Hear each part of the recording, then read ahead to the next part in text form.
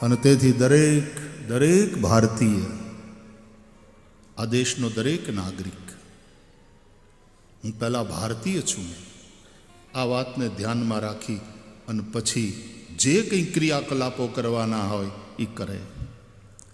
Nation first, મારો દેશ આગળ. સેકન્ડ વર્લ્ડ વોર પછી જાપાનની જે દશા થઈ હતી, વિશ્વ ઇતિહાસ એનો સાક્ષી છે.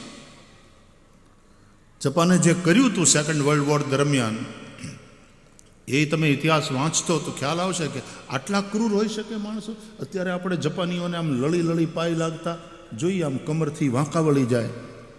આપણને એમ થાય આટલો સભ્ય સમાજ અને એની સેનાએ આટલી ક્રૂરતા કરી. સેકન્ડ વર્લ્ડ વોરનો ક્યારેક ઇતિહાસ વાંચજો, દ્વિતીય વિશ્વયુદ્ધનો.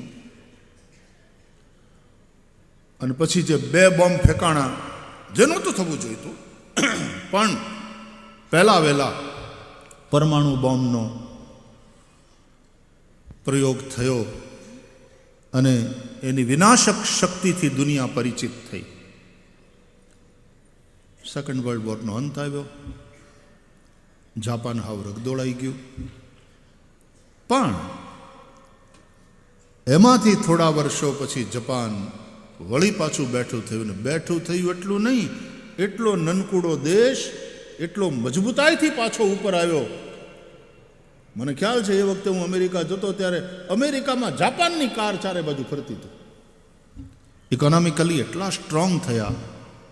અને એનું કારણ, એક મહત્વનું કારણ, દરેક જાપાનીના મગજમાં બસ આ વાત, નેશન ફર્સ્ટ, મારો દેશ સૌથી પહેલા. અને દેશને માટે જે કરવું પડશે અમે કરશું. દેશને માટે જીવન, રાષ્ટ્રાય સ્વાહા રાષ્ટ્રાય ઇદમ ન મમ, યા હોમ કરીને પડો ફતેહ છે આગે. બાકી તો પોતાનું પેટ તો હવ ભરી લેતા હોય છે.